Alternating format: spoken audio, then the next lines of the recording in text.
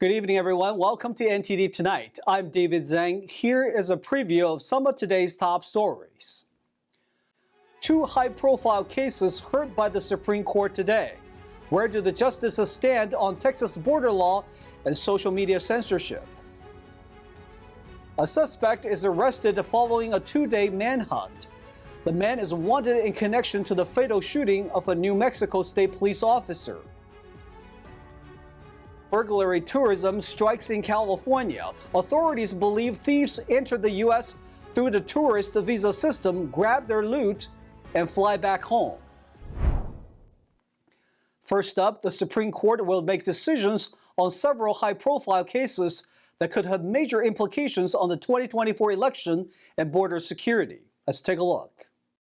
The Supreme Court is weighing in on a Texas law that's scheduled to take effect today.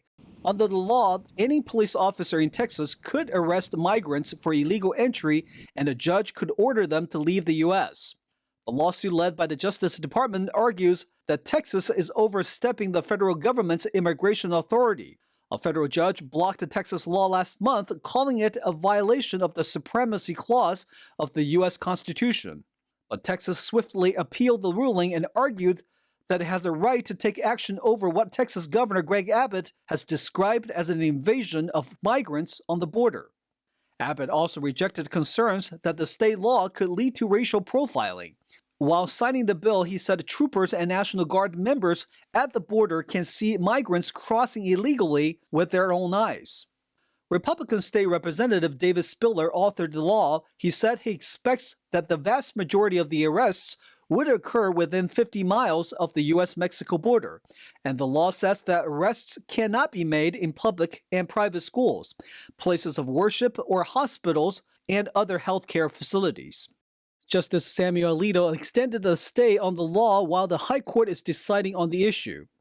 Meanwhile, the Supreme Court today also heard a pivotal case on whether the Biden administration violated the First Amendment by pressuring social media companies to censor posts on COVID-19 and the 2020 election that officials deemed as misinformation.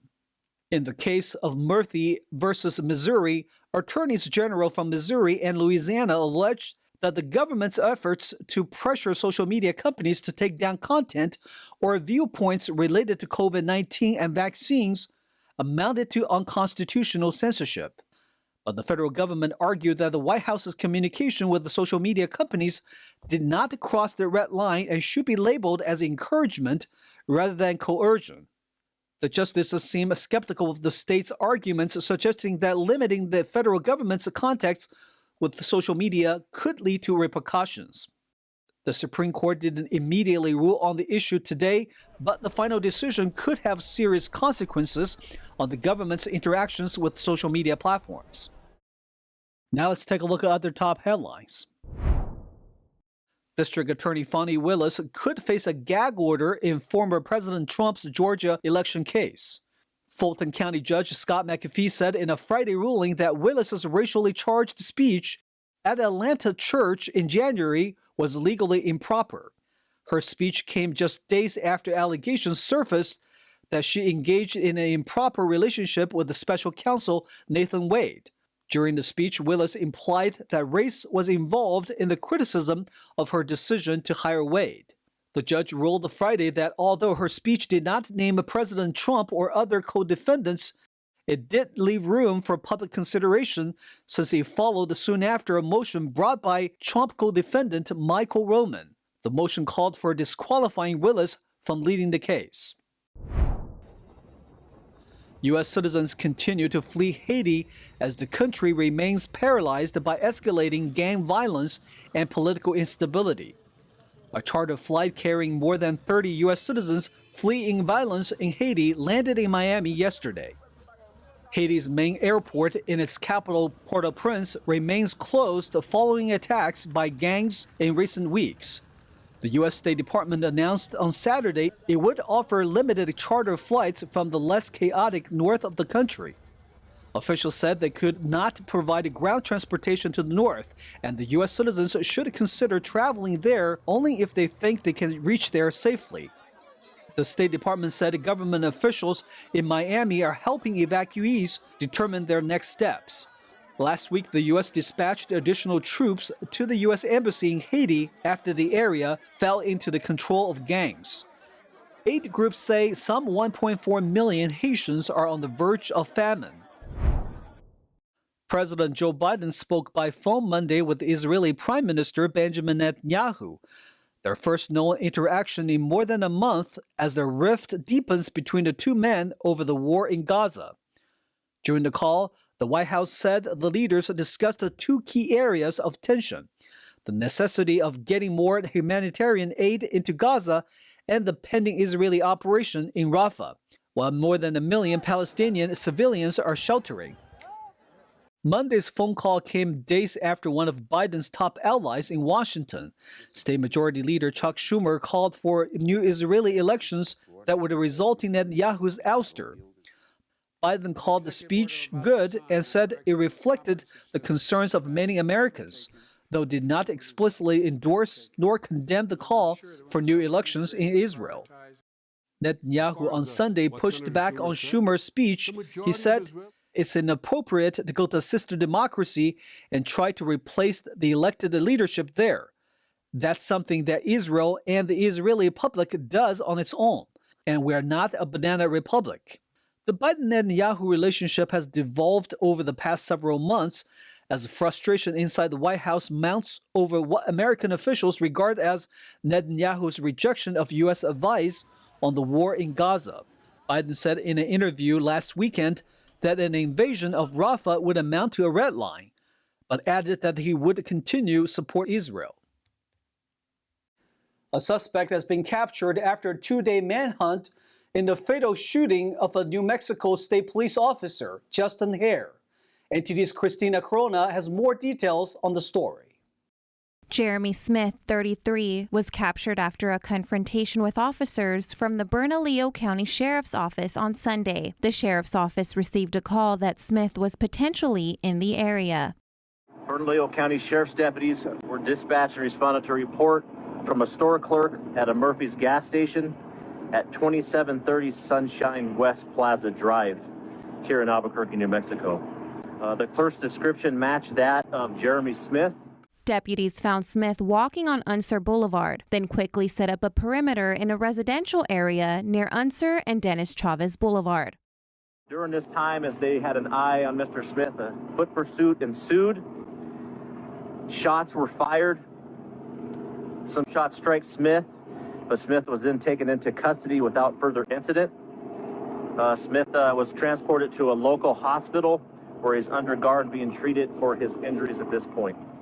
Officer Justin Hare, 35, was fatally shot by Smith at approximately 5 a.m. Friday while responding to a call about a motorist with a flat tire on Interstate 40. Hare parked his patrol car behind the BMW. Smith walked towards the passenger side of the patrol car and fired at Hare without warning. Smith moved to the driver's side, fired another shot at Hare, and then pushed him into the back seat before fleeing in the patrol vehicle. Hare's patrol vehicle was found and he was taken to a hospital, where he died at 7:21 a.m. Friday. The New Mexico State Police will hold a candlelight vigil to honor Officer Justin Hare on Wednesday at the Tucumcari State Police Office. In the coming days, we'll be able to spend some time focusing on honoring him the best way that we can and grieving his loss. However, the car with the flat tire belonged to a paramedic, Phoenicia Machado IV, 52, from Marion County, South Carolina. She was discovered murdered on Friday after being reported missing from the area. Smith is a person of interest in the incident. Christina Corona, NTD News. Burglary tourism has been the latest trend for international crime. Most of the suspects fly in from South America and plan a heist in a wealthy neighborhood before catching the flight back home. The Los Angeles Police Department says burglary tourism from South America has been on the rise in the last 5 years. Authorities believe they fly in via the tourist visa system, which does not require a background check for travelers, grab their loot, and fly back home with their goods. According to the Los Angeles Times, police recently arrested a 17-year-old from Chile who was suspected of stealing luxury goods from Los Angeles homes. He and 2 adult accomplices admitted to their crimes. LAPD Deputy Chief Alan Hamilton told the Los Angeles Times that they often target homes often connected to open spaces, hiking trails, and canyons that give them access, and that they don't carry guns to avoid getting gun charges. Instead, they sometimes carry jamming devices to disable home security systems. According to Hamilton, in 2023, burglary tourism is likely behind the 94 burglaries north of the 118 freeway. Police say South American gang members have been responsible for hundreds of break-ins in Orange, Ventura, Santa Barbara, and San Diego counties. In 2022, the affluent community of Hillsborough in Northern California was hit by a similar criminal tourism. 2 thieves from South America were suspected of being responsible for a string of home burglaries. We'll take a short break now, everybody, but here's a look at what we have for you when we come back. Funding for Arizona's illegal immigrant shelters is running out. Locals are raising concerns about the impact on border communities. Football player Justin Fields was recently traded from the Chicago Bears to the Pittsburgh Steelers.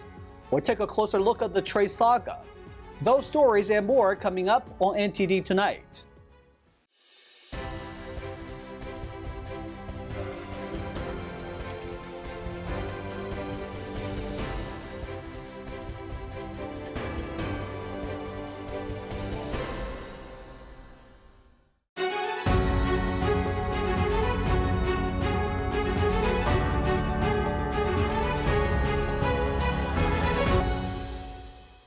Welcome back to NTD Tonight. I'm your host, David Zhang.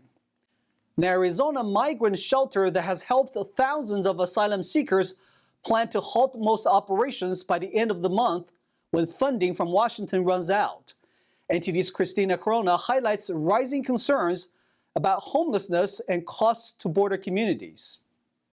Arizona's Pima County announced that at the end of the month, its contracts must stop with Tucson's Casa Elita shelter and services that transport migrants north from the border cities. After March 31st, most of our funds are going to go to a cliff, meaning that we will no longer have the ability to provide shelter or other services to the asylum seekers that are arriving to Tucson City. Currently, Casa Alitas absorbs the releases from border rural communities such as Douglas, Naco, Nogales, or Lukeville. Starting March 31st, the funds are only able to shelter around 40 people per day. Casa Alitas currently has 5 locations. However, after March 31st, they will only have one that has a capacity for 140 people. Susanna says the shelters are going to survive mainly on donations and shares what her main concern is. What is going to happen to those other 960 people per day that are coming through the border? Our daily average is about 1,000 people. She says if they aren't able to get the federal funds, the migrants will be left near a bus station that does not have the capacity to provide service to all of them on the same day. Pima County has sheltered over 400,000 migrants since 2019, aided by Casa Alitas. Despite recent spikes, federal funding for housing and transport is stalled amid congressional immigration debates. And when asked why Pima County doesn't pay for it themselves, Administrator Jan Lesher emphasizes that it is a federal responsibility. The cost is about $1 million a week. And that's simply because of the volume of individuals coming in, which, $48 million a year is not something that can be easily absorbed into a Pima County budget. A third of the 751,000 migrants caught illegally crossing the U.S.-Mexico border since October 1st, 2023, were apprehended in the Tucson area. Congress faces a March 22nd deadline to fund the U.S. Department of Homeland Security, which covers migrant services and other federal agencies. Christina Corona, NTD News. An 11-foot pet alligator was seized from a New York man's home last week when he allegedly was keeping it illegally. However, over 100,000 people, including members of his own community, have signed a petition to return the alligator. NTD's Jason Blair has more. Tony Cavallero got Albert the alligator at a reptile show in 1990. Since then, he's been keeping him as a pet and built him a habitat with an in-ground pool. Cavallero told WKBW, quote, "I'm Albert's dad and that's all there is to it. He's like family to everybody." The New York State Department of Environmental Conservation said in a press release that Cavallero, quote, allegedly allowed members of the public to get into the water to pet the unsecured alligator. They also said the permit for keeping Albert expired. However, Cavallero told WKBW that his permit expired because when he tried to renew it with the DEC, no one got back to him. A Change.org petition has over 100,000 signatures to bring Albert home, as well as 10 videos from people speaking out in support. According to the DEC, Albert is currently with a licensed caretaker until he can be transferred to permanent care. Jason Blair, NTD News. After 80 years, the arts and crafts store Joann has filed for bankruptcy. This comes after a slowdown from pandemic era at home hobbies and people choosing to cut back on non-essential spending. Fabric and crafts retailer Joann has filed for Chapter 11 bankruptcy protection as consumers continue to cut back on spending and some pandemic-era hobbies. In a Monday statement, the Hudson, Ohio-based company said that it expected to emerge from bankruptcy as early as the end of next month. Following this process, Joann will likely become privately owned by certain lenders and industry parties, meaning its shares would no longer be publicly traded on stock exchanges. In addition to the filing, Joann said it had received about $132 million in new financing and expected to reduce its balance sheet's funded debt by about $505 million. In a statement, Joann's chief financial officer said, "This agreement is a significant step forward in addressing Joann's capital structure needs, and it will provide us with the financial resources and flexibility necessary to continue to deliver best-in-class product assortments and enhance the customer experience wherever they are shopping with us." Joann's more than 800 stores and its website will continue to operate normally during the bankruptcy process. Vendors, landlords, and other trade creditors should also not see any pay disruptions. Joann's bankruptcy filing arrives amid both a slowdown in discretionary spending overall and during a time when consumers are taking a step back from at-home crafts. The company was born back in 1943 with a single storefront in Cleveland, Ohio, and later grew into a national chain. Formerly known as Joann Fabric and Craft Stores, the company rebranded itself with the shortened Joann name for its 75th anniversary. Shifting over to sports, we're diving into a hot topic in the NFL right now, the Justin Fields trade saga. Joining us today is NTD's Carlos Reyes to break it down for us. Thanks for having me, David. It's always a pleasure to discuss the latest buzz in the NFL with you. So, Carlos, let's start with the recent trade of Justin Fields from the Chicago Bears to the Pittsburgh Steelers. There seems like there was quite a bit of drama leading up to this deal. Can you give us some insight into why Fields ended up in Pittsburgh? Well, David, the Justin Fields trade saga has been one of the most intriguing storylines of this NFL offseason. And for as long as I can remember, really, it appears that there was no shortage of interest in Fields, with at least 4 other teams inquiring about a potential trade with the Chicago Bears. However, Fields' representatives made it clear to the Bears he preferred joining the Steelers. Despite other offers, the Bears honored Fields' preference and struck a deal with Pittsburgh, something that's not very well known of teams doing. This move allows Fields to join the Steelers as the second-string quarterback behind Russell Wilson after the Steelers acquired him earlier on in the free agent period, providing him with an opportunity to continue his development in a new environment. It seems like there was a lot of interest in Fields, yet the return for the Bears seems underwhelming. Can you shed some light on why the Bears couldn't secure a better deal for Fields? Absolutely, David. The return for Fields has raised some eyebrows across the league, especially considering the high expectations leading up to the trade. Many anticipated that Fields would command a more significant return on investment given his potential and the interest from multiple teams. However, it appears that the Bears ultimately prioritized Fields' preferences and his future development over maximizing the return in the trade. Despite other teams offering potentially stronger draft capital, the Bears chose to send Fields to Pittsburgh with the hope of providing him with a favorable environment to grow as a player. Interesting. So what factors would you say that contributed to the depreciation of Fields' market value, leading to this surprising outcome? Well, David, there are several factors at play here. Firstly, Bears general manager Ryan Poles' approach to negotiations may have played a role. Poles opted to enter free agency without a trade partner in place, hoping that demand for Fields would increase after other quarterback signings. However, this strategy may have backfired as the market became saturated with other quarterback options, impacting Fields' perceived value.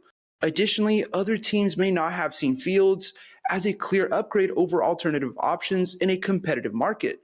Despite Fields' talent, some franchises may have been hesitant to invest heavily in him, leading to a lack of robust trade offers. All right, thank you for breaking that down for us, Carlos. It's certainly been a roller coaster ride for Justin Fields and the Bears. What's next for Fields, would you say? And how does this trade impact the upcoming NFL draft? Well, although many NFL fans may hate it, Fields now has the opportunity to join the Steelers and learn behind Russell Wilson, a seasoned veteran. It's a chance for him to continue his development and potentially compete for a starting role down the line as the season approaches. As for the Bears, they're expected to use the #1 pick in the upcoming NFL draft to select USC quarterback Caleb Williams, signaling a new era for the franchise. The Fields trade has undoubtedly shaken things up, and it'll be fascinating to see how it all unfolds moving forward. All right, thanks, Carlos. Thank you, David. It was a pleasure. Stay tuned for China in Focus with Tiffany Meyer coming up next. And in more China news, Chinese military accusing SpaceX of sharing military intelligence with Washington, and itself is preparing an ambitious plan to build a satellite network that can cover the globe. Be sure to stay tuned for China in Focus with Tiffany Meyer at 9:30 p.m. Eastern Time. And that's all we've got for you tonight. We would like you to join us again on NTD Tonight every weekday at 9 p.m. I'm David Zhang. Have a wonderful evening.